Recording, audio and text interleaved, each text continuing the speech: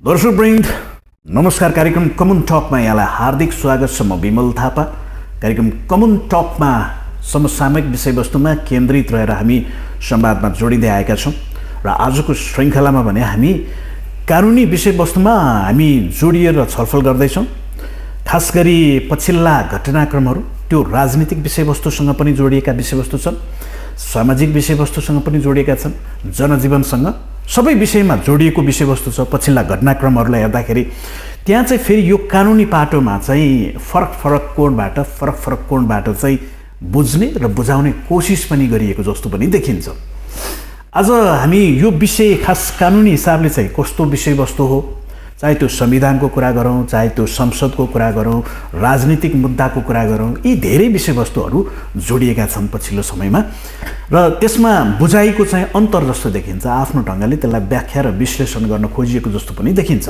आज हामी यस्ता विषयवस्तुहरू उठ्दै गर्दाखेरि, हाम्रा सरोकारका विषयवस्तुहरू उठ्दै गर्दाखेरि त्यो कानुनले चाहिँ के भन्छ, मूलतः कानुनी हिसाबले हामीले बुझ्नु कतिको जरुरी छ र त्यसका व्यवहारिक पक्षहरू पनि रहँदैछन् र यसलाई कसरी निरूपण गर्न सकिन्छ अझ सहज ढङ्गले भने बुझ्दा चाहिँ हामी सबैले सहज ढङ्गले कानुन बुझ्दा चाहिँ त्यसको प्रतिफल के हुनसक्छ लगायतका विषयमा हामी केन्द्रित रहेर आज हामी संवाद गर्दैछौँ। हामीसँग हुनुहुन्छ एकजना कानुन व्यवसायी, अधिवक्ता पनि हुनुहुन्छ। यो विषयलाई अझ गम्भीर ढङ्गले उहाँले प्र्याक्टिस पनि गरिराख्नुभएका, अध्ययन अनुसन्धान पनि क्रियाशील रहनुभएका एकजना विशिष्ट व्यक्तित्व सुशील शर्मा सापकोटा आज मेरो पाहुना हुनुहुन्छ। उहाँसँग संवादमा जोडिँदैछु। सापकोटाज्यूलाई नमस्कार। नमस्कार, स्वागत छ। मैले अलिकति आज चाहिँ आम नागरिकले, आम जनताले चाहिँ चासो राख्ने धेरै विषयवस्तुहरू सामान्यतया हाम्रा जीवनसँग पनि जोडिएका कतिपय व्यवहारिक पक्षहरू, कतिपय चाहिँ राज्य समाज, हाम्रो वरिपरि घटिरहेका घटनाहरूका विषयमा मैले कानुनी बाटोमा अलिकति छलफल गर्न खोजिरहेको। प्रारम्भ चाहिँ यसरी गरौँ, यो सबैको चासोको विषय पनि राष्ट्रिय विषयवस्तु पनि रह्यो। केही समय अगाडि चाहिँ सर्वोच्च अदालतको संवैधानिक इजलासले एउटा निर्णय गर्यो कि अघिल्लो सरकारले गरेका जुन संवैधानिक नियुक्तिका विषयमा परेको जुन रिट थियो त्यसको ढिलो गरी भनौँ न केही समय लागेर त्यो अन्ततः धेरै लामो समय पछाडि एउटा निर्णय आयो। त्यो निर्णयको विषयमा चाहिँ धेरै कोणबाट टीका टिप्पणी पनि भएको जस्तो पनि देखिन्छ। तपाईँ एउटा कानुन व्यवसायी पनि हिसाबले हेर्दाखेरि त्यो विषय खास हामीले टिप्पणी गर्न योग्य विषय हो या होइन, के हो देखिन्छ? यस्तो हुन्छ, कानुन सधैँ वास्तविकता हुन्छ, कानुन वास्तविकमा टिक्नुपर्ने हुन्छ। संवैधानिक इजलासले गरेको फैसला, संवैधानिक इजलासमा 5 जना माननीय न्यायाधीशहरू रहनुहुन्छ प्रधान न्यायाधीशको नेतृत्वमा, र त्यो 5 जना न्यायाधीशले गरेको निर्णय सर्वसम्मत 5 जनाको एउटै राय हुन पनि सक्छ या नहुन पनि सक्छ, राय बाजिन पनि सक्छ। राय बाजिएको अवस्थालाई कानुनले कसरी व्याख्या गर्छ, संविधानले कसरी हेर्छ र राय नबाजिकन एकमत आउँदा एउटै निर्णय आयो, त्यसमा बोल्नै परेन।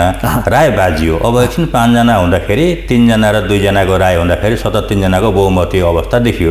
अब यो सरकार गठन गरेर त बहुमतीय व्यवस्था चाहिँ यहाँ हुने होइन, तर रायमा चाहिँ अधिकांश बढी सङ्ख्याको न्यायाधीशको, जिम्मेवारी न्यायाधीशको चाहिँ राय एकातिर गयो भने सर्वसम्मत निर्णय हुँदाखेरि जे स्थितिमा हुन्थ्यो निर्णयको नतिजा र राय बाज्दाखेरि 3 जनाको निर्णयलाई पनि सही समान स्तरमा राखेर हेरिन्छ। त्यसो हुँदाखेरि त्यो निर्णय सर्वसम्मत भएको भए जुन रायमा अहिले राय आइरहेछ त्यो राय र अहिलेको रायमा कुनै कानुनी भिन्नता रहेको देखिँदैन। कानुनले चाहिँ स्पष्ट के गर्यो भने संविधानसँग व्यवस्था रहेको वा संवैधानिक इजलास सञ्चालन सम्बन्धी कार्यविधिले नै के भन्छ भने बहुमत निर्णय चाहिँ पूर्ण निर्णयमा सरा मानेर कार्यान्वयन गर्नुपर्छ भन्ने व्यवस्था गरिएको हुँदाखेरि त्यो निर्णय चाहिँ के हो भन्दाखेरि बहुमतबाट पारित भए पनि त्यो निर्णय चाहिँ संवैधानिक इजलासबाट भएको निर्णय हो। अब कानुनलाई हेर्दाखेरि के भनिन्छ भने कानुनमा एउटा अन्तिमताको सिद्धान्त हुन्छ। अन्तिमता भएन भने, कुनै पनि मुद्दा एउटा निश्चित बिन्दुमा गएर अन्त भएन भने, सकिएन भने न्यायको निश्चित मापदण्ड कहिले पनि पुरा हुन सक्दैन। त्यसो हुँदाखेरि एउटा बिन्दुमा गएर न्यायको पूर्णता हुन्छ, फैसलाको पूर्णता हुन्छ, आदेशको पूर्णता हुन्छ र त्यसलाई कसले व्याख्या गरेको छ भन्दाखेरि न्याय प्रशासन 2073ले व्याख्या गरेको छ। 73 को दफा 11, न्याय प्रशासन 73 को दफा 11 मा चाहिँ पुनरावलोकन सम्बन्धी व्यवस्था छ। पुनरावलोकन भनेको चाहिँ के हो त भन्दा हाम्रो न्याय प्रशासनमा सबैभन्दा अन्तिम तहको निर्णय फैसला आदेश गर्ने निकायको अवस्था हो र त्यो अवस्थामा के छ भन्दाखेरि त्यही दफा 11 को उपदफा 3 को गले स्पष्ट रूपमा के भन्छ भने केही मुद्दाहरू तोकेको छ के मुद्दाहरूमा चाहिँ पुनरावलोकन लाग्दैन भने, अर्थात् पुनरावलोकन नलाग्ने मुद्दा चाहिँ के हुन् त भन्दाखेरि पुनरावलोकनमा पुग्नुभन्दा अगाडि नै अन्तिमता प्राप्त गरेका हुन्छन्। अब एकछिनका लागि मानौ टिप्पणी गऱ्यौँ हामीले, त्यो फैसला गलत भयो भने हामी बोल्दैछौँ। विविध खालको आछ नि, त्यसको सकारात्मक पक्षमा पनि टिप्पणी भएको देखिन्छ, त्यसको कतिपय चाहिँ नकारात्मकहरूले नेगेटिभ खालको पनि टिप्पणी भएको देखिन्छ। त्यो सामान्यतया यस्तो राष्ट्रिय मुद्दाहरूमा चाहिँ टिप्पणीहरू स्वाभाविक हो अथवा कानुनी हिसाबले चाहिँ त्यो गलत हो? फेरि यस्तो हुन्छ, यसमा टिप्पणी गर्दाखेरि मलाई टिप्पणी गर्ने अधिकार हुँदै गर्दाखेरि मैले के एउटा महसुस गर्नु पर्यो भने म एउटा कानुनको सामान्य जानकार व्यक्ति भएँ मानौँ, र यहाँ हामी संविधानविद पनि छौँ, हामी यहाँ कानुनविद पनि छौँ, यहाँ हामी पूर्व न्यायाधीशहरू पनि छौँ। हामीलाई त कानुनको के हुन्छ भन्दाखेरि हामी त कानुनका ज्ञाता हुने त विद्वान भनेर सम्बोधन गर्छ, राज्यले नै कानुनले नै हामीलाई विद्वान भनेर सम्बोधन गर्छ। एकजना विद्वान व्यक्तिले बोल्दै गरेको कुरा परिवर्तन गर्ने मसँग क्षमतै छैन भने हेर्नु, कानुनमा त्यो परिवर्तन हुने आशै नै छैन, जे भयो त्यो नै मैले मान्नुपर्छ भने त्यो टिप्पणी गर्नुको कानुनी औचित्य के? मेरो पहिलो निवेदन यहाँनिर, यदि म त्यो फैसलालाई त्यो आदेशलाई संशोधन गराउन सक्ने मसँग कानुनी क्षमता छ, संवैधानिक अधिकार छ भने मैले टिप्पणी गर्न मिल्यो। तर म एउटा कानुनको ज्ञाता भएको कारणले गर्दा, विद्वान अधिवक्ता भएको कारणले गर्दा, संविधानविद भएको कारणले गर्दा, वरिष्ठ अधिवक्ता भएको कारणले गर्दा वा पूर्व न्यायाधीश भएको कारणले गर्दाखेरि म टिप्पणी गरेर यो फैसला गलत थियो, फैसला राम्रो भएन भनेर भन्दै गर्दाखेरि त्यसले के सन्देश दिन्छ यो राज्यमा भन्दाखेरि जो ग्रासरुटका नागरिकहरू हुनुहुन्छ, जसलाई कानुनको जानकारी छैन, उहाँहरूले पनि के महसुस गर्नुहुन्छ भने यदि फैसला मेरो अनुकूल आएन भने म पनि विरोध गर्न सक्ने रहेछु, बोल्न पाउने रहेछु भन्ने ज्ञान हामीले दिउँ नि त। त्यस कारणले मैले बोल्दै गर्दाखेरि यो राज्य व्यवस्थामा कस्तो असर पर्छ, संविधानमा कस्तो असर पर्छ, न्यायपालिकाको आस्था र साखमाथि कस्तो असर पर्छ भन्ने कुरालाई विवेचना गर्नुपर्ने हुन्छ। बोल्ने स्वतन्त्रता संविधानले दियो, तर कतिसम्म भन्दाखेरि यो व्यवस्थालाई असर नपर्ने गरी, अर्काको अधिकारलाई असर नपर्ने गरी बोल्ने अधिकार हामीलाई दियो। तर अहिले हामी त्यो फैसलामा त्यो टिप्पणी गर्दै गर्दाखेरि त्यो गलत भयो वा सही भयो भनेर भन्दै गर्दाखेरि, गलत त एकछिन लागि भयो भन्दा भने सही भन्ने कुरामा त आयो त्यही हो मान्नुपर्छ, लो हामीले मान्यौँ। तर गलत भयो भन्दै गर्दाखेरि त्यो गलतको परिणामलाई संशोधन गर्ने अधिकार क्षमता कानुनमा छ कि छैन मसँग छैन मानुषको लागि।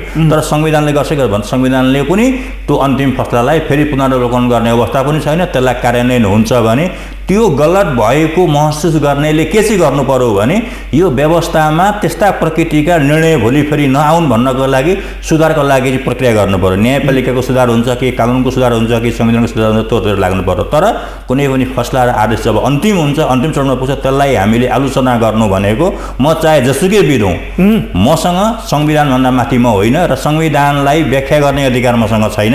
संविधानको व्याख्या गर्ने अधिकार संविधान इजलासलाई छ। संविधानिक इजलासले व्याख्या गरेर एउटा निर्णय दियो, त्यो निर्णय अनिवार्य रूपमा मैले पालना गर्नुपर्छ। कि त म यो संविधान मान्दिनँ, व्यवस्था मान्दिनँ भनेर खुलेर भन्न सक्नु पर्यो, कि त संविधान र व्यवस्थाले यो अन्तिम हुन्छ भनेको कुरो मैले मान्नु पर्यो, आत्मसात गर्नु पर्यो। त्यसो भन्दाखेरि टिप्पणी गर्ने र त्यो फैसलालाई आलोचना गर्ने, चाहे हिजो बदर भएर आएको भए पनि हामीले मान्नु पर्थ्यो, सदर भएर आयो त्यो पनि हामीले मान्नुपर्छ। किनभने हामीले मान्ने संविधान हो, कानुन हो। हामी संविधान र कानुनभन्दा माथि छैनौँ। हामीलाई संविधानको व्याख्या गर्ने अधिकार संविधानले दिएन। संविधानले नै के गर्यो भन्दाखेरि संवैधानिक इजलासको गठनको परिकल्पना गर्यो। त्यो इजलासमा एउटा संवैधानिक इजलास हुन्छ, उसले गरेको संविधान व्याख्या अन्तिम हुन्छ भनेपछि त्यहाँ गर्नुको टिप्पणी, त्यहाँ गर्नुको आलोचनाको कुनै कानुनी अर्थ नरहने हुँदाखेरि विद्वान वर्गले अर्थविहीन कुरामा बहस गर्नुको औचित्य हुँदैन होला भन्ने मलाई लाग्छ। यसमा जस्तो अघि प्रारम्भमा अलिकति तपाईँले जोड्नु भएको थियो नि, जस्तो संवैधानिक इजलासमा 5 जना माननीय न्यायाधीशहरू मध्येमा सर्वसम्मत निर्णय हुँदाखेरिको एउटा पाटो र त्यहाँ चाहिँ मत बाजियो भनौँ न, एक हिसाबले राय बाजिँदाखेरिको निर्णय आयो। अन्तत त्यो निर्णय त बहुमतले जे निर्णय गर्यो त्यो नै हुने भइहाल्यो। तर त्यसले तात्विक रूपमा चाहिँ केही अर्थ राख्छ कि राख्दैन? खास तात्विक रूपमा त अर्थ केही पनि राखेन, किनभने एउटै परिणाम आउने भयो। पूर्ण सर्वसम्मत आउने निर्णय र बहुमतबाट आउने निर्णयमा कानुनी रूपमा कुनै दुविधा हुने अवस्था आएन। तात्विक अर्थ हुँदा कानुनमा तात्विक असरले केही पनि पारेन। तर यदाकदा हामी मान्छे हो नि त, ह्युमन बिङमा एउटा नेचर के हुन्छ भने मेरो सोचेको चाहिँ हुन पाए हुन्थ्यो भन्ने एउटा मनस्थिति हुन्छ। र कसैलाई के लाग्न सक्छ भने संवैधानिक इजलासमा हुनुहुने 5 जना माननीय न्यायाधीशहरू मध्ये 3 जनाले राय सदरमा दिनुभयो, रिट खारेज गर्नुभयो, नियुक्ति सदर गर्नुभयो। यदि त्यो 3का ठाउँमा यतापट्टिका चाहिँ 3जना भइदिएको भए बदर पनि हुन्थ्यो कि भन्ने एउटा आशय मनमा खेल्नु एउटा स्वाभाविक बाटो हो। मेरा मनमा के कुरा खेल्दैछ भन्नेले तात्विक महत्त्व राख्दैन, त्यो मेरो व्यक्तिगत चिन्तनको कुरा भयो। तर देशको कानुन, संविधान र व्यवस्थामा त्यसले कुनै पनि तात्विक असर पार्दैन, त्यसलाई पार्न दिनु पनि हुँदैन। पार्न दिनु भनेको अब यहाँ के आयो भने 5जना माननीय न्यायाधीशहरूलाई नाम तोकेर इजलासमा बस्नुभएको न्यायाधीशहरूलाई गणना गरेर उहाँहरूले गरेको निर्णय होइन। हामीले के मान्नु पर्यो भने त्यो निर्णय संवैधानिक इजलासले गरेको, फलानु न्यायाधीश न्यायाधीशले गरेको निर्णय होइन। त्यो निर्णय के हो त भन्दा संविधानले परिकल्पना गरी बहुमुजिम गठन भएको इजलास हो। त्यो इजलासमा संविधानले परिकल्पना गरी बहुमुजिमका न्यायाधीश बस्नु भएको छ र त्यो निर्णय के हो त भन्दा संविधान बहुमुजिमको निर्णय हो। त्यो निर्णय उल्टो पनि आउन सक्थ्यो होला, सुल्टो पनि आउन सक्थ्यो होला भन्ने सोच राखेर भइसकेपछि टिप्पणी गर्नु भनेको त्यो संविधान नमान्ने आशय व्यक्त गर्नु पनि हुनसक्छ। आम नागरिकलाई विरोध गर्न बाटो खोलिदिनु पनि हुनसक्छ, किनभने लेमेनले त जान्दैन नि त कानुन। नजान्दाखेरि उसले अहिले त्यो विरोध गरेको सुन्दाखेरि अन्तिम फैसला पनि विरोध गर्न मिल्दो रहेछ, गलत भन्न पाइँदो रहेछ भन्ने मनस्थिति त गयो नि उसको। त्यस कारण हामीले दिएको ज्ञान चाहिँ के हुनु पर्यो भन्दा राज्य सुशासनको लागि, संविधानको परिपालनको लागि, न्यायपालिकाको साख बचाउनका लागि हामीले अभिव्यक्ति दिनुपर्छ। हाम्रो अभिव्यक्ति अहिले कस्तो हुँदैछ भन्दाखेरि भड्काउने खालको, न्यायपालिकाको विरुद्धमा, न्यायाधीशको विरुद्धमा, व्यवस्थाको विरुद्धमा, संविधानको विरुद्धमा ऊर्जा थप्दैछ अहिले। त्यस कारणले त्यो अभिव्यक्ति दिनु चाहिँ एकजना विद्वान वर्गकोबाट भनौँ वा संविधानविदबाट भनौँ वा कानुनविदबाट भनौँ या पूर्व न्यायाधीशबाट भनौँ, त्यसलाई अन्यथा भन्नु पर्ला, हामीले ठिक होइन भन्नु पर्ला। यहाँ म धेरैजनासँग यसो गफ पनि गर्छु, कहिले हामीले टिका टिप्पणी गर्न, सौहार्दपूर्णबाट टिका टिप्पणी गर्न पाउनुपर्ने हो, पाइन्छ त्यो भनेर पनि मसँग केही म सोध्छु, बुझ्छु म पनि, किनभने कानुन सधैँ विद्यार्थी हुन्छ कानुनमा।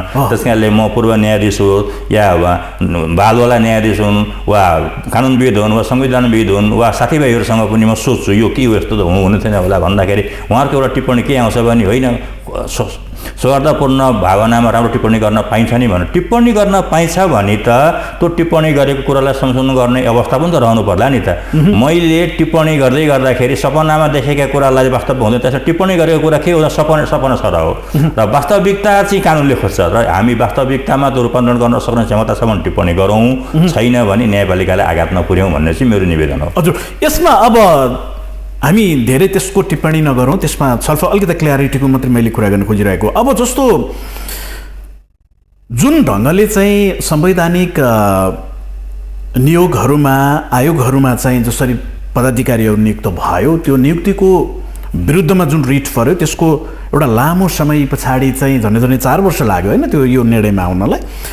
त्यो निर्णय आइसके पछाडि अब यसले चाहिँ संवैधानिक निकायहरूमा पदाधिकारी नियुक्तिको सवालमा चाहिँ आगामी दिनमा यसको कुनै प्रभाव पर्छ कि पर्दैन? यो अस्ति संवैधानिक इजलासबाट आएको निर्णयको प्रभाव चाहिँ अब देखिन सक्छ कि सक्दैन?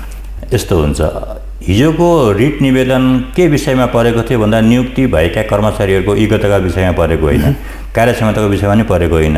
संविधानले 6जना संवैधानिक परिषदका सदस्य रहने व्यवस्था गर्यो। 6जना व्यवस्था संविधानले गर्यो भने संविधान आफैमा कार्यविधि कानुन होइन। संविधानले यस्तो व्यवस्था हुन्छ, राज्यमा यस्तो कानुन लागू हुन्छ भन्ने कुराको प्रत्याभूत गर्ने हो। 6जना नियुक्ति गर्न, 6जनाको एउटा संवैधानिक परिषद रहन्छ। संवैधानिक परिषदले संविधान परिषदका अन्य संवैधानिक निकायका पदाधिकारीहरू नियुक्ति गर्छ भन्ने संवैधानिक परिकल्पनाको विषय भयो। कसरी गर्ने र 6जना मध्ये सबै बस्नुपर्ने हो कि होइन, वा 1जना मात्रै बस्दा पनि हुन्छ कि, वा अध्यक्ष मात्रै निर्णय गर्न पाउँछ कि, वा बहुमतले पनि गर्न पाउँछ कि? जस्तै संवैधानिक इजलासको बहुमतको निर्णय त लागू भयो, संविधानले कार्यविधिले व्यवस्था गर्छ, त्यसमा एउटा कार्यविधि बन्छ र संविधानले व्यवस्था गरेको त्यो 6जना कार्य समिति संवैधानिक पदाधिकारीहरूमध्ये सबै 6जनै बस्न अवस्था हुँदाखेरि त हामीलाई पनि अनुकूलता हुन्छ, हामीले पनि त्यसलाई गौरव मान्नुपर्छ। तर हाम्रो व्यवस्था कस्तो भयो यहाँ भन्दाखेरि राजनीतिक पूर्वाग्रह, राजनीतिक प्रतिशोध, राजनीतिक आस्थामा नियुक्ति गरिन्छ यहाँ। त्यो अलिक बेडोमनाको कुरा हो। र त्यो अवस्थामा के भयो भन्दा एक प्रधानमन्त्री अहिले एउटा पार्टीको छ, विपक्षी दलको पार्टीको हुन्छ।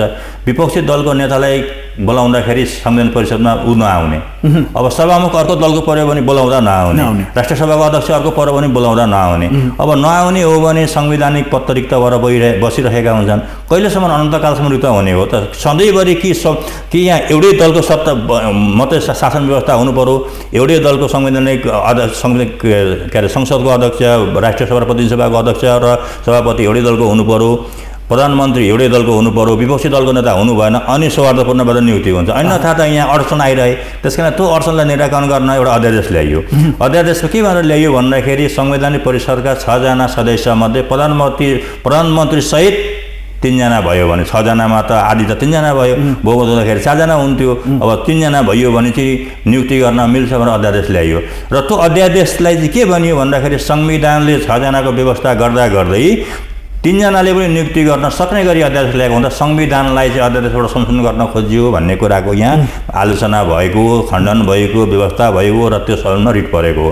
अब यहाँ प्रश्न के आयो भने संविधान संशोधन गर्न अध्यादेश आएको हो कि संविधानले 6 जना भनेका नियुक्ति गर्ने पदाधिकारीलाई मध्ये कार्यविधि बढाउनका लागि जुन संवैधानिक परिषद कार्यविधि 2066 छ त्यसलाई संशोधन गरेर त्यहाँ भएको 6 जना मध्ये बहुसंख्यक अर्थात् प्रधानमन्त्री सहित 3 जना हुँदाखेरि पनि संवैधानिक परिषदले नियुक्ति गर्न सक्छ भन्ने अध्यादेश आएको हो। र त्यो अध्यादेश यहाँ प्रश्न दुईटा आयो। अब त्यो अध्यादेश संविधानको 6 जनाको मर्म नै 6 जना नै हुन् र यसले घटाएको हो कि या अध्यादेश कार्यविधिबाट संशोधन आएको भन्दा कार्यविधिलाई संशोधन गर्न आएको अध्यादेश हो, संविधानलाई संशोधन गर्न आएको अध्यादेश होइन।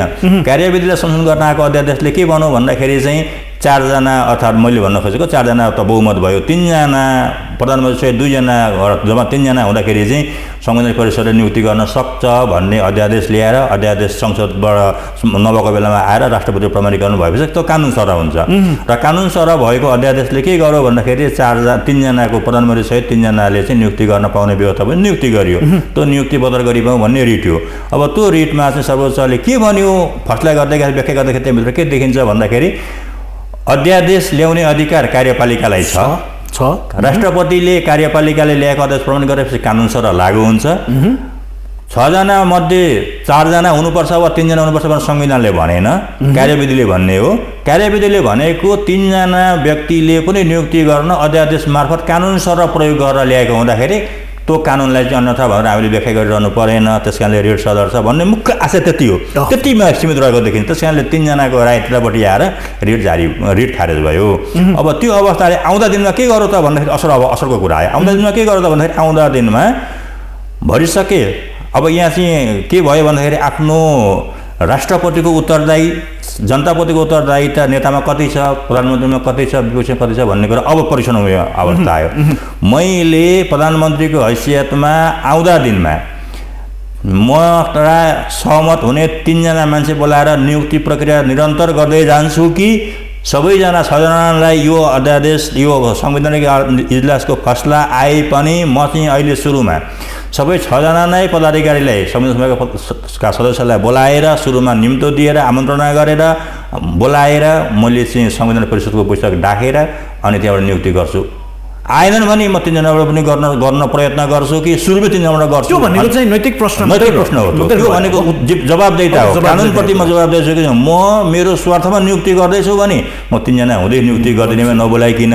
त्यसमा पनि बाटो चाहिँ खुल्यो। अब बाटो चाहिँ खुलेको मान्नु तर पूर्णबाट आएको छैन। पूर्णबाट आउँदाखेरि चाहिँ यतिपल्ट बोलाउँदाखेरि नआएको भन्ने कुरा अब विचार मुद्दा बोल्नु हुँदैन। तर मैले राजनीतिमा पर पाठ गरेको मैले अदालततिर पसेको छुइनँ। अहिले अदालतको प्रश्न नमान्नु यसलाई। मैले अहिले राजनीतिमा भोलि संविधान परिषदको जिम्मेवारीलाई मात्रै म निवेदन गर्दैछु। त्यसो हुँदाखेरि अदालतको पूर्णबाट आउँदाखेरि व्याख्या गरे अनुसार शोभमुझे हुने एउटा पाटो रह्यो। अन्यथा नैतिकताको प्रश्नमा चाहिँ संवैधानिक परिषदको नैतिकताको प्रश्नमा चाहिँ के रह्यो भन्दाखेरि अब म 3 जना मात्र नियुक्ति गर्न बाटो खुलो गरेर नियुक्ति गर्छु कि म सबैजनालाई बोलाएर अन्यथा राज्यमा त्यो यदि त्यस्तो भयो, यदि मानौ यो चाहिँ अब एउटा स्वविवेकी अधिकारको कुरा पनि अथवा उसको नैतिक प्रश्न र जिम्मेवारीको कुरा पनि यहाँले गर्दै गर्दाखेरि त्यो यदि प्र्याक्टिस भोलिको प्रधानमन्त्रीले अथवा परिषदका अध्यक्षले त्यसरी प्रयोग गर्न थाल्नु भयो भने त यो कतै हाम्रो संविधानले जसरी परिकल्पना गरेको छ त्योभन्दा अलिकति डिरेल हुने सम्भावना देखिन्छ। यसरी हेरौँ त त्यसलाई हामी कसरी हेरौँ भने हिजोको दिनमा अध्यादेश ल्याउँदाखेरि चाहिँ सुरुमै अध्यादेश ल्याएको होइन, त्यो हामीले मान्नुपर्छ। त्यो बाध्यकारी नै थियो। बाध्यकारी किन थियो भन्नुहुन्छ भने पदाधिकारी धेरै खाली रिक्त भइरहेको पदमा धेरै रिक्त छन्। पटक पटक जुन प्रधानमन्त्री शेरबहादुरले बोलाउँदा आउनुहुन्न, केपीले बोलाउँदा आउनुहुन्न, प्रचण्डले बोलाउँदै आउनुहुन्न, 3 जना प्रधानमन्त्री कन्टिन्यू हुनुहुन्थ्यो। रिक्त बढी छ। अब त्यसो हुँदाखेरि उसले बोलाउँदा ऊ नआउने, उसले बोलाउँदा उसले नआउने हो भने त रिक्त राख्दा राज्यको जवाबदेहिता हो, संविधानको जवाबदेहिता हो। त्यस कारणले त्यो जवाबदेहिता झेल्नको लागि कोही पनि आउनु भएन, यसो गरौँ भन्ने आशाले बाध्यताबाट ल्याएको हो। त्यो चाहिँ मान्नुपर्छ हामीले। त्यो चाहिँ एउटा शङ्काको लाभ मात्रै भयो भनौँ न। अब त्यसमा नियतमाथि शङ्का गर्नु भएन भन्ने नै रह्यो। अब अहिले उठिरहेको चाहिँ अब भोलि त्यो चाहिँ ट्रेन्ड नै बन्यो भने त भन्ने पनि रह्यो कतिको कोणबाट त्यसरी नि हेर्न सकेला। अब तपाईँले भने जस्तो यदि यो जिम्मेवारी र नैतिकताको प्रश्न उठ्ने हो भने त्यो नगर्दा नि त हुने रहेछ नि त होइन। 6 नैजनालाई सकेसम्म उपस्थित गराउने, अन्तिम अवस्थामा 3 जनासम्म चाहिँ एउटा विकल्प त रह्यो नै। सुरुमा 3 जना मात्रै उपस्थित हुँदैन, निर्णय गर्दै गयो भने त फेरि एउटा यो अर्को खालको प्र्याक्टिस होला कि भन्ने।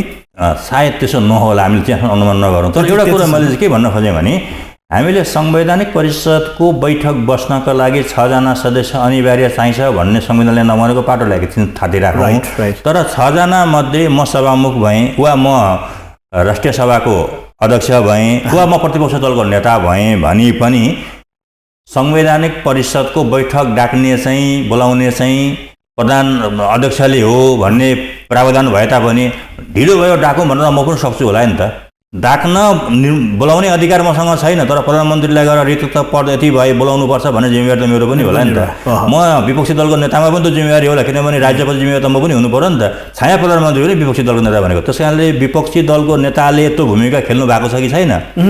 प्रतिपक्ष दलको नेताले त सँगसँगै अब सभामुख विपक्षी सत्ताभन्दा बाहिर दलको सभामुख छ वा उपसभामुख छ वा त राष्ट्रिय सभाको अध्यक्ष छ भने निजहरूले गएर भन्नुभयो डाक्नुभयो बोलाउँ भनेर खाली छ भनेर त्यो पनि नैतिक प्रश्न होला नि त। म चाहिँ मेरो जिम्मेवारी पुरा नगर्ने, रिक्त भएर गएको गए गर्ने, मैले अहिले प्रधानमन्त्री त्यतिकै प्रधानमन्त्रीको व्याख्या गर्न खोजेको होइन है। मैले समग्र रूपमा प्रधानमन्त्रीको कुरा गर्दैछु। संसदीय व्यवस्थामा प्रधानमन्त्री जो पनि हुनसक्छ बहुमत प्राप्त गरेपछि, तर त्यो प्रधानमन्त्री चाहिँ के हुने भयो भन्दा अनिवार्य रूपमा संविधान परिषदको सदस्य अध्यक्ष हुने भयो र निज अध्यक्षले बोलाउनु भएन भने विपक्षी दलको नेताले वा राष्ट्रिय सभाको अध्यक्षले वा प्रतिनिधि सभाको सभामुखले गएर कहिले भन्नुभएको छ त रिक्त भए खाली गरे यो पदपूर्ति गरौँ भनेर निवेदन गर्नुभएको छ, आग्रह गर्नुभएको छ, बस्नु भनेर भन्नुभएको छ, मिडियामा आउँछु होला नि त भन्दाखेरि त छैन भने अब म बोलाउँदा पनि आउँदिनँ, म त्यो पाटोमा पनि जान्न, 3 जनाबाट नियुक्ति गरेको पनि म विरोध गर्छु भने म जवाबदेही राष्ट्रपति छु कि छैन त? म जवाबदेही राष्ट्रपति छु कि नियुक्ति 3 जनालाई गर्नका लागि अध्यक्ष ल्याउने प्रधानमन्त्री राष्ट्रपति जो भयो भने अब आउने दिनमा पनि भयो त्यो प्रधानमन्त्री राष्ट्रपति जवाबदेही हुन्छ त। राष्ट्र र जनताप्रति जवाबदेही हामीले कसलाई मान्ने? नबोलाकिन चुप लगाएर बसेर बोलाउँदा पनि नआउनेलाई जवाबदेही मान्ने कि बोलाउँदा पनि नआएपछि 3 जनालाई मात्रै नियुक्ति गर्छु भन्नेलाई चाहिँ संविधानप्रति जवाबदेही मान्ने? त्यस कारण त्यो प्रश्न हामी गम्भीर भएर हेर्नुपर्छ र त्यो प्रश्नसम्म हामी पुग्यौँ भने हामीलाई एउटा कुरा के फिलिङ हुन्छ भने को व्यक्ति जनताप्रति कति जिम्मेवार छ, राज्यप्रति कति जिम्मेवार छ, नागरिकप्रति जिम्मेवार छ प्रश्न हुन्छ। त्यसकारण जिम्मेवारिता बोध नगरिकन कसैलाई पनि दोषारोपण गर्नु चाहिँ उचित हुँदैन। त्यस कारणले हामी यो सोचौँ आउँदा दिनमा जिम्मेवारी बोध सबैले गर्नुहुन्छ र संविधानको पालना गर्नुहुन्छ, जनताप्रति उत्तरदायी हुनुहुन्छ भन्नेसम्म सोच राखौँ हामी। भोलि यस्तो हुन्छ होला भन्ने अहिले पूर्व परिकल्पना नगरौँ हामी। एउटा मलाई अब तपाईँ एउटा कानुनको विद्यार्थी, कानुनको चाहिँ एउटा यसलाई वकालत गरिरहेको एउटा व्यक्ति मलाई लागिरहेको यो अहिले संवैधानिक परिषदले जुन परिकल्पना एउटा संविधानले गरेका छ नि त्यहाँ दल विशेषलाई त गरिरहेको छैन होइन। प्रधानमन्त्रीदेखि लिएर प्रधान न्यायाधीश, राष्ट्रिय सभाका अध्यक्ष, सभामुख, उपसभामुख लगायत अर्को 1 जना सदस्य होइन। कहिलेकाहीँ चाहिँ अब यो प्र्याक्टिसको कुरा त्यो चाहिँ एउटै दलको हुन्छ भन्ने पनि छैन, फरक पनि हुनसक्छ। त्यहाँ चाहिँ यो परिषदमा बहुमतको कुरा गर्दै गर्दाखेरि कहिलेकाहीँ त्यो अल्पमतमा पर्न सक्ने सङ्केत पनि देखिन्छ। अहिले पछिल्लो घटनाक्रमको कुरा गर्ने भने रासोपाको तर्फबाट उपसभामुख हुँदै गर्दाखेरि त्यहाँ अङ्कगणित नमिल्दाखेरि कहिलेकाहीँ त्यहाँ राजनीतिक दाउपेच हुन खोजेको र कतिपय सन्दर्भमा उपसभामुखलाई चाहिँ हटाउनुपर्छ भन्ने जस्ता सवालहरू पनि उठिरहेका देखिन्छन् सदनमा होइन। यो आफैमा परिकल्पनाको दृष्टिकोणले चाहिँ यो कस्तो संरचना हो र त्यहाँ चाहिँ अहिले पछिल्ला यो केही समयदेखिको प्र्याक्टिसको हिसाबले हेर्दाखेरि यो कतिको प्र्याक्टिकल देखिन्छ हाम्रो अहिले सन्दर्भमा? यस्तो हुन्छ, अहिले प्रतिनिधि सभाको उपसभामुख विपक्षीमा पर्नुभयो। जतिखेर हिजो उहाँ प्रतिनिधि सभाको उपसभामुख हुनुहुन्थ्यो त्यतिखेर सत्ता पक्षको मान्छे हुनुहुन्थ्यो। त्यस कारणले उपसभामुखलाई हटाउँदाखेरि चाहिँ अङ्कगणितमा हामी मिल्छ हटाउँ भनेर संसदमा बोलिन्छ भने त्यो चाहिँ दलीय भागभण्डामा जान खोज्नु हो। भोलि बोल्दै गरेको जसले हटाउँ भन्दै हुनुहुन्छ उहाँहरू पनि त भोलि अल्पमतमा परेर उपसभामुख उहाँहरूको हुन सक्ला नि त। त्यतिखेरको फिलिङ गर्नु पर्यो कि हामीले, त्यतिखेर म पनि पर्छु होला भन्ने। किनभने यहाँ राष्ट्रपतिलाई उपसभापति भएर संवैधानिक परिषदमा पठाएको होइन, यहाँ चाहिँ उपसभामुखलाई पठाएको, सभामुखलाई पठाएको, विपक्षी दलको नेतालाई पठाएको, प्रतिनिधि सभाको सभामुखलाई पठाएको, राष्ट्रिय सभाको अध्यक्षलाई पठाएको, प्रधानमन्त्री आफै अध्यक्ष हुनुभयो उनीहरूलाई पठाएको, प्रधानमन्त्री को भनेर पठाएको होइन। यो व्यक्ति प्रधानमन्त्री हुँदा जाने वा यो व्यक्ति फलानु पदमा हुँदा जाने भनेको पदलाई पठाएको। त्यस कारणले पदमा को व्यक्ति आयो भन्ने आधारलाई हेरेर त्यो पदको व्यक्ति चाहिँ मेरो अनुकूल भएन भनेर हटाउँ भनेर संसदमा प्रश्न उठ्छ भने त्यो राजनैतिक अराजक हो, त्यसलाई हामीले मान्नुपर्छ। त्यो उठाउन मिल्दैन। भोलि संसदमा जनताले बहुमत दिएन भने त अहिले उठाउने मान्छे पनि त विपक्षमा पुग्ला नि त। त्यस कारणले म पनि त्यहाँ भोलि पुग्छु, आज म यहाँ छु, यो संवैधानिक व्यवस्था हो, यसलाई मैले परिवर्तन गर्नुपर्छ भनेर मान्नुपर्छ। यो कुनै पनि व्यक्ति विशेषलाई कुनै पनि दल विशेषलाई दिएको होइन। यो व्यवस्था भनेको शक्ति सन्तुलन र शक्ति पृथकीकरणको सिद्धान्त जुन छ हाम्रो, त्यस कारणले विपक्षी दलको नेता राखियो। त्यहाँ विपक्षी दलको नेता किन राख्यो भन्दाखेरि पावरलाई एक्सर्साइज गर्नको लागि, एकतन्त्रीय पावर नहोस् भन्नको लागि विपक्षी दललाई राखियो। अब विपक्षी दलको नेता आजको प्रधानमन्त्री भोलि विपक्षी दलको नेता हुन सक्नुहुन्छ, आजको विपक्षी दलको नेता भोलि प्रधानमन्त्री हुन सक्नुहुन्छ। त्यो स्थिति हुँदाखेरि के भयो त भन्दाखेरि हामी कुनै पनि व्यक्तिको कुनै पनि पदलाई मात्रै हेरौँ, कुनै पनि व्यक्तिको वा दलको भूमिकालाई हामी यहाँ हेरौँ।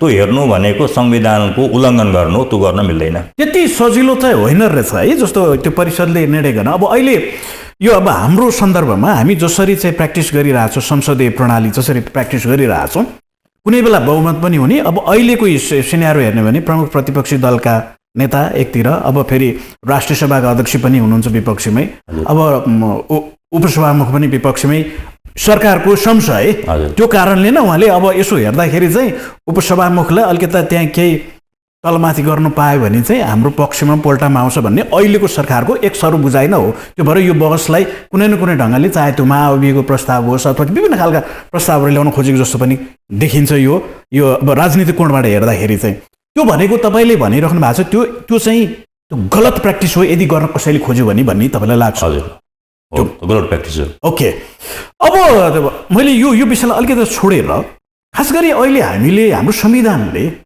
जुन परिकल्पना गरिरहेछ नि, जस्तो यो राज्यका 3वटा संरचना, खास गरी व्यवस्थापिका, कार्यपालिका, न्यायपालिका, यी 3वटा अङ्गको चाहिँ हामीले परिकल्पना गर्दै गर्दाखेरि त्यो बिचमा शक्ति सन्तुलन यदि भएन भने त्यसले कतातिर चाहिँ डोर्याउन सक्छ जस्तो देखिन्छ। तपाईँ अहिले हाम्रो विशेष त यो 72 सालको संविधानको मात्रै परिकल्पना गरौँ न, त्योभन्दा अगाडिको छोडौँ। अहिले पछि हाम्रो संविधानले व्यवस्था गरे परिकल्पना गरे अनुसार चाहिँ यो कतै डगमगाइरहेको अथवा काहीँ त्यो नमिलिरहेको जस्तो लाग्छ कि तपाईँलाई ठिकठाकै यो अगाडि बढिरहेको जस्तो लाग्छ? के देख्छ? केही व्यवस्थाहरूमा शक्ति सन्तुलन र शक्ति पृथकीकरणलाई असर पारिरहेको मैले महसुस गरेको छु। व्यक्तिगत मेरो महसुस नमिल्न पनि सक्छ, मैले अनुभूति गरेका कुरा हो। कानुन अध्ययन गर्दाखेरि र प्र्याक्टिकली हेर्दाखेरि अनुभूति गरेको शक्ति सन्तुलन र पृथकीकरणमा कार्यपालिका, न्यायपालिका र व्यवस्थाका बिचमा शक्तिको सन्तुलित रूपमा बाँडफाँड गरेर एक अर्काको कार्यमाथि हस्तक्षेप नगर्नु भन्ने व्यवस्था हो। यस विषयमा सम्मानित सर्वोच्च अदालतबाट व्याख्या पनि भइसकेको अवस्था छ। जस्तै संसदीय सुनवाईको व्यवस्था मैले उठाउन खोजेको। संसदीय सुनवाई भनेको अन्य संवैधानिक पदाधिकारीका विषयमा राखौँ, त्यसलाई अनुसार नभनौँ, तर सम्मानित सर्वोच्च अदालतका प्रधान न्यायाधीश र न्यायाधीशहरूको बारेमा संसदीय सुनवाई गर्दाखेरि त्यसले संसदीय सुनवाई समिति त व्यवस्थापिका र कार्यपालिकाको नियन्त्रणमा रहेको हो र त्यसले कदा कदा संसदीय सुनवाईले चाहिँ 2072 को संविधान पछिको व्यवस्था न्यायाधीश नियुक्ति प्रक्रियादेखिबाट लिएर सिफारिस प्रक्रियादेखिबाट लिएर त्यो व्यवस्थाले गर्दाखेरि यदा कदा न्यायपालिकालाई कार्यपालिका र विधायिकाले नियन्त्रण गर्न पो खोज्दैछन् कि त्यो छायामा पर्लान् कि भन्ने कार्यपालिका र व्यवस्थापिकाले गरेका निर्णयलाई स्वतन्त्रपूर्वक न्यायपालिकाले व्याख्या गर्न पो नसक्ला कि अनुमानको कुरा है। यसलाई मैले सक्दैन भन्न खोजेको होइन, किनभने यहाँ एउटा परिपाटी चाहिँ के हुनु पर्यो भने आज म नियुक्ति हुँदैछु, न्यायपालिकाको न्यायाधीशमा नियुक्ति हुँदाखेरि त्योभन्दा अगाडि म राजनीतिक आस्था मैले राख्न पाउनुपर्छ, राजनीतिक स्वतन्त्रता हो त्यो, म राख्न सक्छु। भोलि अवकाश भएर आइसकेपछि मैले राख्न पाउनुपर्छ, त्यो पनि म राख्न सक्छु। तर जुन दिनदेखि म नियुक्ति हुन्छु त्यो दिनदेखि चाहिँ म एउटा स्वतन्त्र न्यायपालिकाको स्वतन्त्र न्यायाधीश हुँ भनेर चाहिँ मैले पनि आत्मबुद्धि गर्न सक्नुपर्छ। त्यसको विश्वास दिलाउन मैले पनि सक्नुपर्छ। त्यो विश्वास दिलाउनु भनेको चाहिँ के हो त भन्दाखेरि स्वच्छ स्वतन्त्र निष्पक्ष न्यायपालिका जुन भन्छौँ हामी, त्यो चाहिँ तीबाट सुरु हुन्छ। एकजना माननीय न्यायाधीश नियुक्ति हुनुभन्दा अगाडि उहाँ जुनसुकै पार्टीको हुन सक्नुहुन्छ, त्यसलाई हामीले टिप्पणी गर्नु हुँदैन। नियुक्ति भएर अवकाश भएर आएपछि पनि राजनीतिमा भाग लिन सक्नुहुन्छ, त्यसको पनि हामीले टिप्पणी गर्न मिल्दैन, गर्नु हुँदैन। राजनीतिक स्वतन्त्रताको प्रश्न छ यहाँ। तर जुन मितिदेखि जुन मितिसम्म उहाँ एउटा स्वतन्त्र निकाय न्यायपालिकाको प्रमुख पदाधिकारीको रूपमा रहनुहुन्छ, न्यायाधीश पदमा रहनुहुन्छ, त्यो मितिसम्म उहाँले चाहिँ आफ्नो भूमिकालाई चाहिँ कार्यपालिका, व्यवस्थापिका वा कुनै पनि राजनैतिक दलको छायाबाट मुक्त गर्न सक्नुपर्छ भन्ने मेरो पहिलो निवेदन रह्यो। यसलाई म निवेदन नै भनौँ। र दोस्रो मैले निवेदन के गर्न चाहेँ भने संसदीय सुनवाईमा अस्ति हामीले पनि देख्यौँ, टिप्पणीहरू पनि आए। संसदीय सुनवाईमा पेश हुँदाखेरि सिफारिस हुनुभएको न्यायाधीशहरूमाथि संसदीय सुनवाईबाट विभिन्न प्रश्न पनि उठे। अब मैले निवेदन गर्न खोजेको त्यो टिप्पणी गरिसके पछाडि भोलि हामीले न्यायपालिकामाथि नियन्त्रण गर्दैछौँ कि, किनभने हिजो प्रक्रिया त्यही हो। आजको नियुक्ति प्रक्रिया र आजभन्दा अगाडि हुने नियुक्ति प्रक्रियामा कुनै फरक छैन, त्यही प्रक्रियाबाट आएको। हिजो हामीले अङ्गीकार गरेको, स्वीकार गरेको संविधान र कानुनमा परिवर्तन नभएको अवस्थामा अहिले आएर कसैमाथि हामी कडा रूपमा प्रस्तुत टिप्पणी गर्छौँ भने त्यसले यदाकदा न्यायपालिकालाई म अलिक अराजक रूपमा नियन्त्रण गर्न खोज्दैछु कि भन्ने पनि एउटा आशंका पैदा गर्छ क्या। नागरिक त स्वतन्त्र पनि छ नि त यहाँ। स्वतन्त्र नागरिकले पनि के महसुस गर्नु पर्यो भने होइन यो ठिक छ, बोलेको कुरो राम्रो छ भनेर महसुस गर्न सक्नु पर्यो। दलीय झन्डामा बसेर बोलेको कुरा र आम नागरिकलाई विश्वासमा दिलाउने कुरा फरक कुरा हुन्। हो, म पनि कुनै दलको आस्थामा छु, तर त्यसको अर्थ म देशको लागि, जनताको लागि, संविधानको लागि, न्यायपालिकाको लागि बोल्दै गर्दाखेरि चाहिँ त्यो दलभन्दा माथि उठ्न मैले सक्नुपर्छ। अनि मात्र यहाँ आम नागरिकले न्यायको अपेक्षा गर्छन्। तर हामीमा त्यो भावना, त्यो क्षमता नभएको कारणले गर्दा आज न्यायमा पहुँच जुन छ, पहुँचमा न्याय कि न्यायमा पहुँच भन्ने एउटा बहसको आवश्यकता भइरहेको छ अहिले समाजमा। पहुँचमा न्याय हुन्छ कि न्यायमा सबैको पहुँच छ भन्ने प्रश्न पनि अहिले जटिल भएर भन्दैछ। त्यसको कारण पनि यो हुन्। त्यस कारणले यी अवस्थाहरूमा हामी सबै सचेत हुनु जरुरी हुन्छ। यसमा जस्तो अब यो एउटा टिप्पणी नै रह्यो अथवा भनौँ यताकता उठ्न थालेको विषयवस्तु, खास गरी पछिल्लो समयमा यहाँले अलिकता यो संरचनागत जसरी गठन हुन थालेको छ, हाम्रो संविधानले परिकल्पना गरेको छ, सोही मुताबिक चाहिँ केही कुरा चाहिँ प्र्याक्टिकल्ली त्यसलाई इम्प्लिमेन्ट गर्ने सन्दर्भमा कुनै न कुनै ढङ्गले त्यसको प्रभाव देखेला कि होइन, नियन्त्रणको सन्दर्भ व्यवस्थापिकाले न्यायपालिकालाई चाहिँ अलिकति नियन्त्रण गर्छ कि भन्ने खालको कुरो यहाँले जोड्दै गर्दाखेरि तपाईँलाई चाहिँ त्यस्तो लाग्छ अहिले कतिपय सन्दर्भमा यताकता उठ्न खोजेको जस्तो पनि देखिन्छ कि हाम्रो न्यायपालिका स्वतन्त्र ढङ्गले न्याय निरूपण गर्नलाई उसलाई कुनै न कुनै ढङ्गको चाहिँ प्रभाव पर्छ, चाहे त्यो कार्यपालिकाको चाहे त्यो व्यवस्थापिकाको चाहिँ प्रभाव पर्छ कि भन्ने खालको कता कता त्यो संशय उठ्न खोजेको जस्तो पनि देखिन्छ। त्यो तपाईँलाई लाग्छ कि लाग्दैन? यो प्रश्नको उत्तर दिन अब अप्ठ्यारो छ। दुई तरिकाले हेरौँ। उठ्छ कि उठ्दैन भन्दाखेरि फैसला भइसक्यो मानौँ, सिंहलाई मानौँ, सम्मानित सर्वोच्च अदालतबाट राजनीतिक इस्यु जोडिएका मुद्दा फैसला भइसके। हाम्रो संवैधानिक र कानुनी बाध्यता के हो त भन्दाखेरि सर्वोच्च अदालतबाट भएका अन्तिम फैसलामाथि टिप्पणी गर्न मिल्दैन। अब भइसकेका फैसलामा यो फैसलामा यसरी देखियो भनेर मैले बोल्न मिलेन। हेर्नुहोस्, अदालतको फैसलामाथि टिप्पणी गरेको हुन्छ त म बोल्न मिलेन। अब हुन्छ कि हुँदैन भनेर भोलि आउने दिनमा चाहिँ कुनमा हुन्छ भनेर परिकल्पना गर्न पनि मिलेन। त्यस कारणले यो प्रश्नको जवाब चाहिँ के हुनु पर्यो भन्दाखेरि मैले यहाँबाट टिप्पणी भन्दाखेरि पनि कार्यपालिका, न्यायपालिका र व्यवस्थापिका प्रमुखले चाहिँ हामी यो संविधानप्रति कति जिम्मेवार हुन्छौँ आफै आत्मसमर्पण गर्नुपर्छ। किनभने सबैभन्दा पहिला यहाँभित्र न्यायको मन छ भने, यहाँभित्र समानताको मन छ भने, यहाँभित्र राज्यको सन्तुलित व्यवस्थाको लागि मन छ भने म आफै बुझिहाल्छु नि। यसमा मैले टिप्पणी गरिनँ, मैले गर्न पनि मिल्दैन। तर मैले निवेदन चाहिँ के गरेँ भने कार्यपालिका, न्यायपालिका र व्यवस्थापिका तिनै विभाग निकायका प्रमुखले आत्मा समीक्षा गरौँ एकपल्ट। हामीले गर्दै गरेको कर्म मेरो पार्टीको लागि वा कसैको झुकाको लागि म गर्दैछु कि या सिंहको व्यवस्थालाई सुधार गर्नको लागि गर्दैछु भन्ने कुरा आफै आत्मविरोध गर्नुहुन्छ उहाँहरूले। मैले निवेदन गरिनँ, यहाँ गलत पनि भने सही पनि भनिनँ। त्यो महसुस गर्ने सक्ने क्षमता हामीभन्दा धेरै उच्च तहको, उच्च दर्जाको व्यक्तित्वहरू हुनुहुन्छ उहाँहरू। त्यस कारणले त्यो मैले उहाँहरूलाई छोडिदिएँ, यसमा टिप्पणी गरिनँ। ओके, म अब एउटा विषय जस्तो यो कानुनको विषय पछिल्लो समयमा आम मानिसले, आम नागरिकमा पनि एउटा जिज्ञासाको विषय, यो कानुनी पाटो भएको हुनाले, तपाईँ कानुन व्यवसायी भएको हुनाले त्यसलाई अलिकति क्लियर गरिदिनु होला। पछिल्लो समयमा चाहिँ जस्तो केही त्यस्ता विषयवस्तुहरू क्षेत्राधिकारको कुरा गर्दाखेरि चाहिँ चाहे त्यो चिकित्सा क्षेत्रको कुरा गरौँ, चाहे सञ्चार कर्मको कुरा गरौँ, त्यहाँ चाहिँ अदालतको प्रवेश भएको जस्तो पनि देखिएको छ केही घटनाक्रमहरू। अब हुन त यसको अन्तर्य आफ्नो ठाउँमा होला। कानुनी हिसाबले यो अहिले प्रवेशका घटनाहरू दुईवटा मैले उदाहरण दिन खोजेँ। एउटा चाहिँ चिकित्सकहरूको सन्दर्भमा उपभोक्ता अदालतले दिएको एउटा आदेश र अर्को चाहिँ सञ्चार कर्ममै कन्टेन्टको विषयलाई लिएर चाहिँ त्यो अदालतसम्म प्रवेश भएको विषय। यसको विभिन्न कोणबाट टिका टिप्पणी भएको छ। तपाईँलाई चाहिँ के लाग्छ यो विषयवस्तुहरू यसरी प्रवेश हुँदाखेरि यसले थिति बसाल्छ कि अथवा यसले व्यथितिलाई चाहिँ सिर्जना गरिदिएर हो जस्तो लाग्छ? के हो त्यो खास कानुनी? यस्तो हुन्छ, यसलाई यसरी हेरौँ। म चिकित्सकहरूको पत्रकारहरूको भन्दा पनि हामी कानुन व्यवसायको पनि एउटा आफ्नो त्यही एउटै प्रोसिड्युर हो नि त। त्यही प्रोसिड्युरमा हामीलाई पनि एउटा निश्चित निकायले परीक्षा लिन्छ, लाइसेन्स दिन्छ, हामीलाई प्रमाणपत्र दिने व्यवस्था छ। त्यो पाटोमा न्यायपालिकाले हस्तक्षेप गर्न मिल्छ कि मिल्दैन भने जस्तै हो नि त्यो पनि। मैले हाम्रै उदाहरण दिएँ मैले। तपाईँहरूको काउन्सिल पनि छ? काउन्सिल पनि छ। हाम्रो बार काउन्सिलले हामीले परीक्षा लिन्छ, लाइसेन्स दिन्छ हामीलाई, हाम्रो अध्यापक राख्छ। यी सबै कुराहरू हाम्रो फर्म दर्ता भएको छ कि छैन, हामीले ट्याक्स तिरेका छौँ कि छैनौँ, हामी कहाँमा दर्ता छौँ, सबै उसले अभिलेख राख्छ।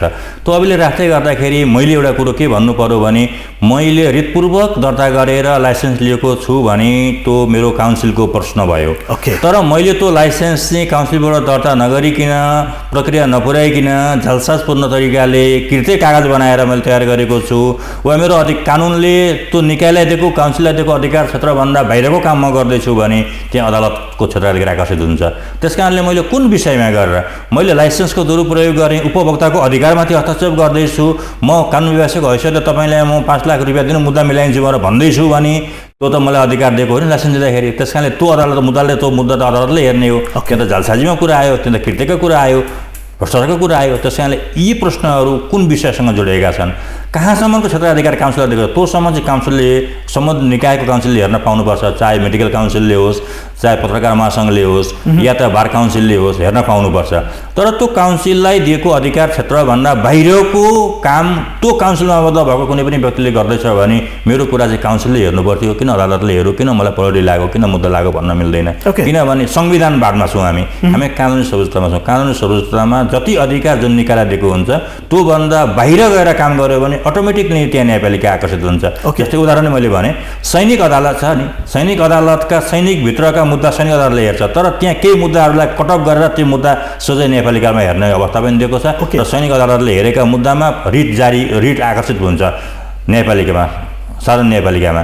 त्यस कारण ती अवस्थाहरू हामीले हेर्दाखेरि कहाँसम्मको हाम्रो अधिकार छ र मैले गरेको काम त्योभन्दा बाहिर छ कि भित्रै छ भन्ने कुरा पहिला म सुनिश्चित हुनु पऱ्यो, अनि मात्रै मैले प्रश्न हुन मिल्छ, नभए मिल्दैन। अब अहिले पछिल्लो समयमा एउटा अब अत्यन्तै चर्चामा रहेको, खास गरी राजनीतिक शक्तिको रूपमा चाहिँ पछिल्लो पटक उदाएको एउटा नयाँ शक्ति रासोपाका सभापतिको विषय त अब अदालतको विषय रह्यो। अदालतले एउटा निर्णय गरिसकेको, यद्यपि उहाँको त्यो निर्णय फैसला हुन अन्तिम फैसला हुन बाँकी नै रहेको छ। त्यो विषयलाई लिएर रासोपाले चाहिँ एउटा फेरि क्याम्पेन गरिरहेको जस्तो पनि देखिन्छ। उनीहरूले एउटा हस्ताक्षर अभियान गरिरहेको जस्तो देखिन्छ।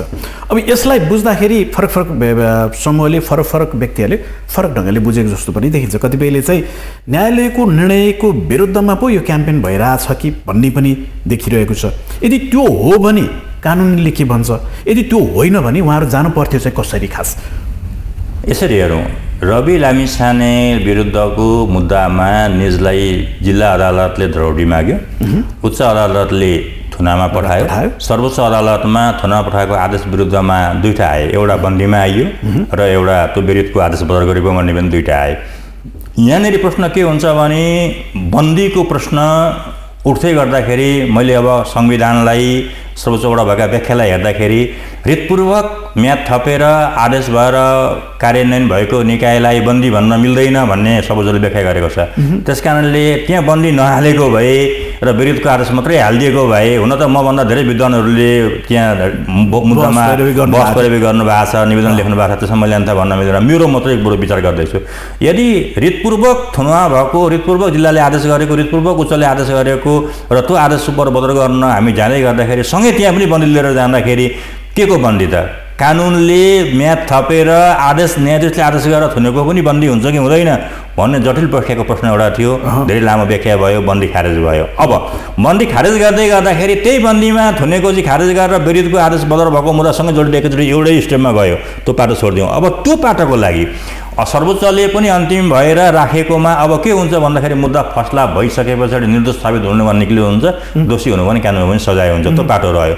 अब अहिलेको प्रश्न यदि सर्वोच्च अदालतले गरेको आदेशकोले चाहिँ रवि लामिछाने थुनिनु पर्ने अवस्था आयो, त्यस कारणले यो गलत प्रक्रिया भयो, व्यवस्था गलत भयो भन्ने क्याम्पेन हो भने यो सरासर गलत हो। त्यो चाहिँ कानुन हिसाबले गलत भयो। सर्वोच्चको अन्तिम फैसला चाहे मैले भने चाहे त्यो फैसलाले छोडेको होस्, चाहे त्यो फैसला छोडेको भए पनि विपक्षीले बोल्नु हुने थिएन Okay. थुनेको कारणले गर्दा पनि बोल्नु हुने किनभने न्यायपालिकामाथि आस्था थियो सही निर्णय दिन्छ भन्ने आशयले नै हामी निवेदन गरेको हो नि सर्वोच्चमा मान्दैन थियौँ भने नगइकन अर्कै आन्दोलन गरे क्याम्पेन गरे भइहाल्थ्यो नि त क्याम्पेन गर्नु चाहिँ कतिखेर भन्दाखेरि अन्तिम निर्णय पनि आफ्नो फेभरमा नआएपछि क्याम्पेन गरियो नि त्यस कारणले त्यो क्याम्पेन यदि थुनुवामा राखेको कारणले गर्दा आदेशको कारणले गर्दा हो भने त्यो सरासर संविधान प्रतिकूल हो कानुन प्रतिकूल हो तर यदि होइन संविधान र कानुनले थुन भन्यो थुनेको ठिक छ प्रक्रिया गर्दा हामी मान्छौँ हामीमाथि राजनीतिक प्रतिशोध भयो राजनीतिक व्यवस्थालाई चाहिँ सुधार गरौँ भनेर क्याम्पेन गएको हो भने हामीले राजनीतिक अधिकार त उहाँहरूलाई छ नि त राजनीतिक स्वतन्त्रता त राष्ट्रपाललाई पनि छ त्यस कारण राजनीतिक स्वतन्त्रताको अभिव्यक्तिमा क्याम्पेन चलेको हो भने हामीले त्यहाँ बोल्न मिल्ने त्यसलाई हामीले स्वागत गर्नुपर्ने हुन्छ अन्यथा अदालतले थुनेको प्रक्रिया गलत हो भनेर गएको हो भने त्यो क्याम्पेन बिल्कुल संविधान प्रतिकूल छ त्यो कानुन प्रतिकूल छ त्यो गर्न मिल्दैन अहिले जस्तो कतिपय ठाउँमा चाहिँ जस्तो अब यसलाई बुझ्दाखेरि अब राष्ट्रपाले त खास अब आफ्नो ढङ्गले भनिरहे पनि छ अब राष्ट्रपासँगै सहकारी गरिरहेका भनौँ न अझ संसदमा प्रतिनिधित्व गर्ने अन्य दलहरूले चाहिँ आफ्नो ढङ्गले व्याख्या गर्न खोजेको जस्तो देखिन्छ जसको कारणले एउटा मिसलिड भनौँ अथवा मिसगाइडेड जस्तो पनि देखिन्छ जसको कारणले आम सर्वसाधारण जसले बुझ्न खोजिरहेको छ त्यो विषयमा चाहिँ अलिकता त्यो क्लियरिटी नभएको कारणले पनि र कतिपय ठाउँमा चाहिँ जस्तो राष्ट्रपाले त्यो हस्ताक्षर क्याम्पेन गर्दाखेरि राज्यका संरचनाहरूले त्यहाँ हस्तक्षेप गरिरहेको जस्तो पनि देखियो एक दुईवटा घटनाहरू त्यस्तो पनि देखिया छ जिल्लामा त्यो कतिको न्यायोचित कुरा हो राज्यका संरचनाहरूले हस्तक्षेप गर्नु उचित हुँदैन त्यसलाई हामीले उचित मान्नु हुँदैन किनभने त्यो एउटा हाम्रो संविधानले त एउटा स्वतन्त्रता त दिएको छैन होइन कसैले केही क्याम्पेन त गर्न पाएन क्याम्पेन राजनीतिक क्याम्पेन गर्दाखेरि रोक्नु हुँदैन मैले अघि पनि निवेदन गरेँ न्यायपालिकाको निर्णय हो भने क्याम्पेन गर्न पाइएन त्यो कानुनले नै दण्डित गरिहाल्छ जस्तै मैले यहाँ बोल्नै पर्यो अलिकति म भित्रै गरेर भने जस्तै उच्च अदालत बुटवल इजलासले जुन छुना पठाउने गरी आदेश गरियो नि त्यो आदेश उप धेरै कडा टिप्पणीहरू आए न्यायाधीशकर्ताहरूलाई नै गाली गरियो मैले एउटा कुरो के निवेदन गर्नुपर्छ भने न्यायाधीश भनेको त्यहाँ पर्सनल इजलासमा बसेपछि व्यक्ति होइन व्यक्ति मानेर मान्नु हुँदैन उहाँहरू भनेको एउटा संस्था हो वा न्यायपालिका हो उहाँहरूको जुन आदेश आउँछ त्यो भनेको न्यायपालिकाको प्रपर्टी हो त्यसलाई हामीले न्यायको सम्पत्ति मान्छौँ हामी त्यो आदेश कस्तो थियो भन्ने प्रश्न प्रक्रिया छ भने बदल गर्न जान पाइन्छ छैन भने त्यो न्यायपालिकाको सम्पत्ति हो न्यायपालिकाको सम्पत्ति दिने व्यक्तिलाई कहिल्यै पनि हामीले अनुचित अरू अभद्र शब्द प्रयोग गरेर गाली गलौज गर्नु हुँदैन कसैमा कार्यक्षमताको कमी हुन्छ भने त्यसको व्यवस्था छ निकाय छ त्यहाँ गएर उजुरी गर्न पाइन्छ त्यस कारणले त्यो व्यवस्थाले गर्दाखेरि यदाकदा होइन उहाँहरूको कदम चाहिँ न्यायपालिकाप्रति पनि प्रतिशोधात्मक छ भन्ने कुराले भोलि थप अराजक आउँछ भन्ने कुराले राज्य सचेत हुने अवस्था पनि एउटा रहला त्यसलाई पनि हामीले अथवा भन्यो राज्यको दायित्व र जिम्मेवारी भनेको के हो भने समग्र नागरिकको सुरक्षा गर्ने हो र त्यो कामले गर्दाखेरि हुन्छ भनेर आशयले गरेको र त्यो पुष्टि हुने आधार छ भने त्यसलाई सही पनि मान्नु पर्यो यदि छैन भने राजनीतिक क्याम्पेन मात्रै सीमित छ भने त्यो गरेको चाहिँ सरासर त्यो उहाँहरूको राजनीतिक स्वतन्त्रतामाथि हस्तक्षेप हो त्यो गर्नु हुँदैन अब जहाँ जाँदै अन्तिममा जस्ता यस्ता क्याम्पेनहरूले अब यो चाहिँ अलिकति राजनीतिक प्रश्न पनि रह्यो तपाईँले आफ्नो ढङ्गले यसलाई उत्तर दिनु होला पछिल्लो समयमा राष्ट्रपाले यस्ता खालका क्याम्पेनहरू गर्दाखेरि यसले समग्रतामा चाहिँ भोलिको जेनेरेसनलाई पछिल्लो पुस्तालाई हामीले किन चाहिँ मैले यो प्रश्न राखिरहेको छु भने खास गरी स्वाभाविक हिसाबले एउटा आशा र भरोसा लिएर आएको एउटा शक्ति त हो नि त्यसमा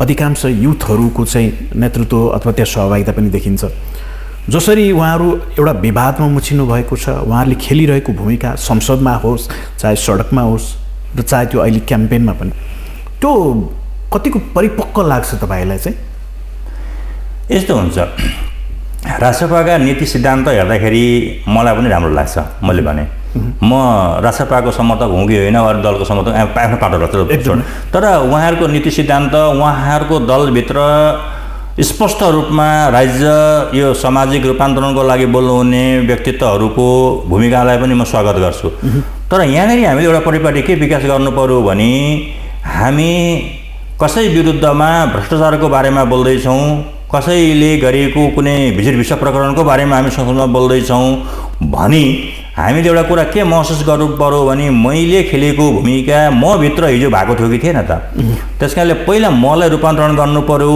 र मैले अहिले भन्न खोजेको के हो भने राष्ट्रिय स्वतन्त्र पार्टीको अध्यक्ष सभापति अहिले के अरे पूर्वपक्षको लागि कारागारमा हुनुहुन्छ उहाँ पूर्व सचिवालय कार्यालयमा हुँदै गर्दाखेरि उहाँदेखि बाहेक पनि संसदमा प्रतिनिधित्व गर्ने व्यक्तित्वहरू हुनुहुन्थ्यो नि त। त्यसले गर्दा मैले आउँदो पुस्तामा एउटा के सन्देश दिँदैछ भने तत्काल उहाँले आफ्नो सफाई वा अन्तिम फैसला नआएसम्मको लागि चाहिँ कार्यवाहक जिम्मेवारी संसद चलाउनका लागि दिएको भए एउटा हामी के देख्छौँ, राजनीतिक एउटा जवाबदेही उत्तरदायी देख्छौँ। तर यहाँ त के भयो भने व्यक्ति चाहिँ दल हो कि दल चाहिँ व्यक्ति हो, अन्यथा नहोस्। यसलाई मैले कसैमा खण्डन गर्न खोजेको होइन, मात्रै मैले एउटा देशको एउटा राजनीतिक व्यवस्थाको सुधारको लागि भोलि आउने व्यक्तिहरूमा के सकारात्मक पाटा आउन् भन्ने कुराको लागि। त्यस कारणले त्यो व्यवस्था दिएर उहाँहरू अहिले अघि बढ्नु भएको भए पनि उहाँहरूका कदमलाई म कहीँ पनि गलत भन्दैन, स्वागत योग्य छन्। मलाई मनमा लागेको मात्रै भनेको मैले। तर त्यो व्यवस्थामा हाम्रो अध्यक्ष भनेको नै हाम्रो पार्टी हो कि पार्टी भनेको चाहिँ पार्टीभित्र अध्यक्ष रहने हो भन्ने व्यवस्थाको प्रश्न चाहिँ मसँग जागेर आइरहेछ। म अरूको प्रश्न गरिनँ। मेरो मनमा के जागेर आयो भने राष्ट्रपा भनेको रवि लामछाने हो कि रवि लामछाने भनेको राष्ट्रपा हो भन्ने कुरो जनताले बुझ्नु पर्यो। म उहाँहरूको नीतिमा समर्थन गर्छु, उहाँहरूको कार्ययोजना धेरै राम्रो छ, उहाँहरूले उठाएका एजेन्डाहरू राम्रा छन्, आउँदा पुस्ताका लागि राम्रा कुरा लिएर आउनु भएको छ। तर त्यो प्रश्न यता कता म माथि खल्लो मैले महसुस गरेको छु। यदि त्यो चाहिँ रूपान्तरण गरिदिँदाखेरि हामी के हुन्थ्यो भने राजनैतिक दल चाहिँ व्यक्तिभन्दा माथि छ है, राजनीतिक विचार व्यक्तिभन्दा माथि हुन्छ है भन्ने कुरा चाहिँ हामी भन्न सक्ने थियौँ। अन्यथा उहाँहरूले अहिले उठाएका एजेन्डामा प्रश्न गर्ने ठाउँ छैन। अदालतको फैसलामा गरेका टिप्पणीदेखि बाहेक राजनीतिक एजेन्डा उहाँहरूले प्राय अब यहाँ जो आयो ऊ स्वार्थी त हुने नै भयो। त्यो हुँदाखेरि उहाँले उठाएका एजेन्डाहरूलाई हामीले अन्यथा भन्ने अवस्था छैन। त्यसलाई हामीले देशका लागि राम्रै भनेर भन्नुपर्छ। हुन्छ सबैले यहाँलाई धेरै धेरै धन्यवाद छ। यहाँले महत्त्वपूर्ण समय दिनुभयो, स्टुडियोसम्म आइदिनु भयो, म यहाँलाई धेरै धेरै धन्यवाद। हस्, धन्यवाद। मलाई पनि बोलाएर समय कुरा राख्ने अवसर दिनुभयो, धन्यवाद। हजुर दर्शकवृन्द, आजको कमन टकमा हामीले कानुनी बहसलाई प्राथमिकता दियौँ। खास गरी कानुनी विषयवस्तुहरू यो आम सरोकारको आम जीविकासँग पनि जोडिएको विषयवस्तु रहेको छ भने कतिपय चाहिँ राष्ट्रिय मुद्दाहरू, सामाजिक सरोकारका विषयवस्तुहरू, हाम्रै घर समाजका विषयवस्तुहरू पनि रहेका छन्। कानुनी विषयमा हामी सचेत हुँदा, हामी जानकार हुँदाखेरि त्यसको प्रभावकारिता कस्तो देखिन्छ र पछिल्ला समयमा केही मुलुकसँग जोडिएका राजनीतिक घटनाक्रमका बारेमा पनि, त्यसको कानुनी पाटोको बारेमा पनि छलफल गर्ने कोसिस गऱ्यौँ। हामीसँग हुनुहुन्थ्यो कानुन व्यवसायी अधिवक्ता सुशील शर्मा सापकोटा। आजको कमन टक यति। कमन टकबाट हामी सबैलाई बिदा दिनुहोस्। नमस्कार।